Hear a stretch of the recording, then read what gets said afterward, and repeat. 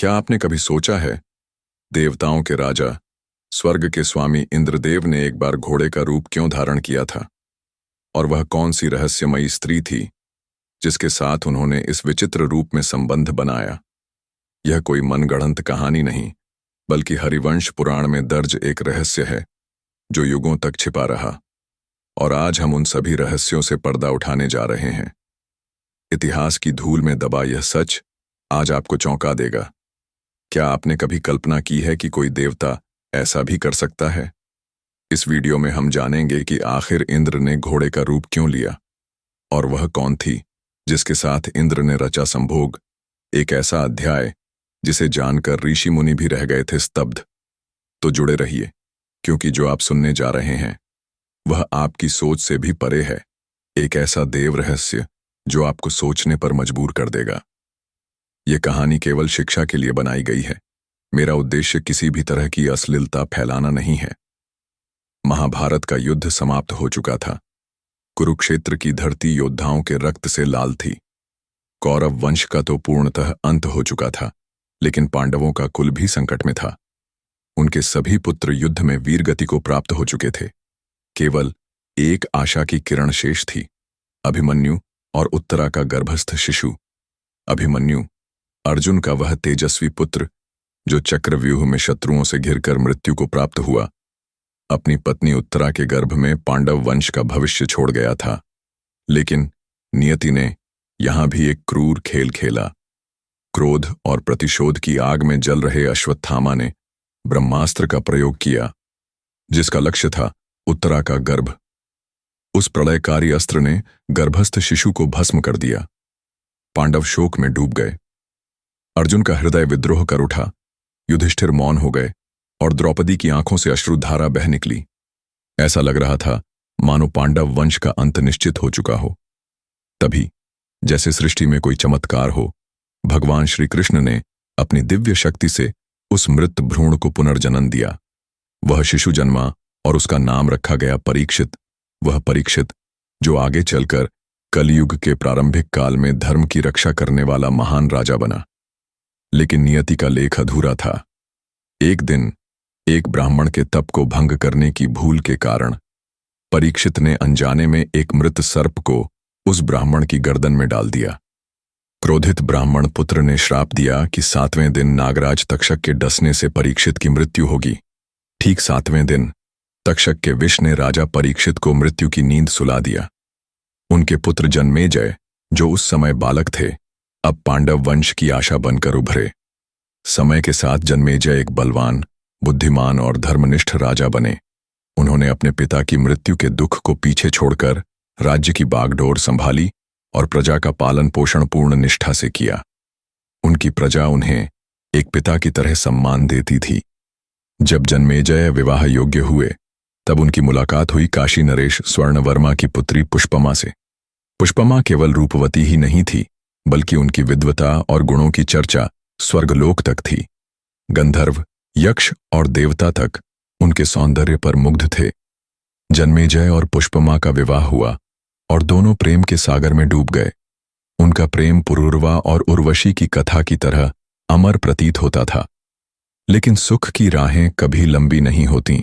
एक दिन जन्मेजय ने अपने गुरु से पूछा, गुरुदेव, मेरे पिता की मृत्यु कैसे हुई थी? गुरु ने गहरी सांस लेते हुए बताया, बेटा, तुम्हारे पिता को नागराज तक्षक ने डस लिया था। यह सुनते ही जन्मेजय का हृदय क्रोध की ज्वाला से धधक उठा। पिता की मृत्यु का ऐसा अंत उनके लिए असहनीय था। उन्होंने प्रतिशोध की शपथ ली कि वह इस धरती से सर्पों का नामो निशान मिटा देंगे। गुरु ने उन्हें बताया कि ऐसा केवल सर्प यज्ञ के माध्यम से संभव है, एक ऐसा यज्ञ जो वेदों में वर्णित है, लेकिन जिसे कभी कोई राजा करने का साहस नहीं कर सका। जन्मेजय ने बिना पल गंवाए इस यज्ञ की तैयारियां शुरू कर दीं। सर्प यज्ञ का शुभारंभ हुआ। यज्ञ कुंड में अग्नि प्रज्वलित थी और वेद मंत्रों की गूंज से आकाश गूंज उठा। जैसे जैसे यज्ञ आगे बढ़ा, एक चमत्कारी दृश्य सामने आया। दूर दूर से सर्प, चाहे वे विषधर हों या देवताओं के प्रिय, यज्ञ की अग्नि की ओर खींचे चले आए और उसमें भस्म होने लगे। यह कोई साधारण यज्ञ नहीं था। इसके पीछे एक प्राचीन श्राप की कहानी थी, बहुत पहले सर्पों की माता कद्रू और गरुड़ की माता विंता के बीच एक शर्त लगी थी। शर्त का विषय था उच्चैःश्रवा, घोड़े की पूंछ का रंग। कद्रू ने अपने सर्प पुत्रों को छल से पूंछ को काला दिखाने का आदेश दिया, लेकिन कुछ सर्पों ने सत्य का साथ दिया। क्रोधित कद्रू ने उन्हें श्राप दिया कि एक दिन वे अग्नि में जलकर भस्म हो जाएंगे। जन्मेजय का सर्प यज्ञ उस श्राप का साकार रूप था, लेकिन यह विनाश अनंत नहीं चल सकता था। यदि यज्ञ जारी रहता तो संपूर्ण नाग जाति का अंत हो जाता। नागराज वासुकी ने अपने भांजे आस्तिक को, जो एक तेजस्वी और धर्मनिष्ठ ऋषि थे, यज्ञ रोकने के लिए भेजा। आस्तिक की माता और पिता दोनों का नाम जरत्कारु था। एक अनोखी कथा जो किसी और दिन सुनाई जाएगी। आस्तिक यज्ञ स्थल पर पहुंचे। उनकी विद्वता और तेज ने सभी को मंत्रमुग्ध कर दिया। उन्होंने जन्मेजय से शांत स्वर में कहा, हे राजन, यह यज्ञ अब धर्म के विरुद्ध हो रहा है, इसे रोक दीजिए। ठीक उसी क्षण जन्मेजय ने देखा कि तक्षक, जिसने उनके पिता को मारा था, अग्नि की ओर खींचा चला आ रहा था। उसका शरीर जल रहा था और वह यज्ञ कुंड में गिरने वाला था। आस्तिक की बातों ने जन्मेजय का हृदय पिघला दिया। उन्होंने तक्षक को क्षमा कर यज्ञ को रोक दिया। सृष्टि में शांति छा गई, लेकिन जन्मेजय के मन में एक पश्चाताप जागा। उन्होंने सोचा, पिता के प्रतिशोध में मैंने निर्दोष सर्पों का विनाश किया। क्या यह धर्म था? इस पाप से मुक्ति पाने के लिए उन्होंने अश्वमेध यज्ञ करने का संकल्प लिया। यह यज्ञ न केवल उनके कुल की कीर्ति बढ़ाने वाला था, बल्कि उनके पश्चाताप का प्रायश्चित भी था। यज्ञ की तैयारियां भव्य स्तर पर शुरू हुईं। वेदों के विद्वान ब्राह्मणों को आमंत्रित किया गया और यज्ञ स्थल को पवित्र किया गया। तभी वहां पहुंचे त्रिकालदर्शी वेदव्यास। जन्मेजय ने उनका सम्मान किया और एक प्रश्न पूछा, गुरुदेव, आपने युधिष्ठिर के राजसूय यज्ञ को क्यों नहीं रोका, जब आप जानते थे कि वह महाभारत युद्ध का कारण बनेगा? वेदव्यास ने कहा, काल की गति को कोई नहीं रोक सकता। मैं तुम्हें भी चेतावनी देता हूं कि यह अश्वमेध यज्ञ तुम्हारे लिए हितकारी नहीं होगा। लेकिन जन्मेजय का आत्मविश्वास, या कहें अहंकार, उन्हें आगे बढ़ने के लिए प्रेरित करता रहा। अश्वमेध यज्ञ शुरू हुआ। परंपरा के अनुसार यज्ञ के घोड़े की बलि दी गई और रानी पुष्पमा को रात भर घोड़े के पास विश्राम करना था। यह एक प्राचीन रीत थी जो यज्ञ की सिद्धि के लिए आवश्यक मानी जाती थी। लेकिन उस रात कुछ ऐसा हुआ जो न केवल जन्मेजय के लिए बल्कि संपूर्ण सृष्टि के लिए अविश्वसनीय था। देवराज इंद्र, जो स्वर्ग के सिंहासन के स्वामी थे, एक मायावी शक्ति के साथ उस मृत घोड़े के शरीर में प्रवेश कर गए। उनका उद्देश्य था इस यज्ञ को विफल करना।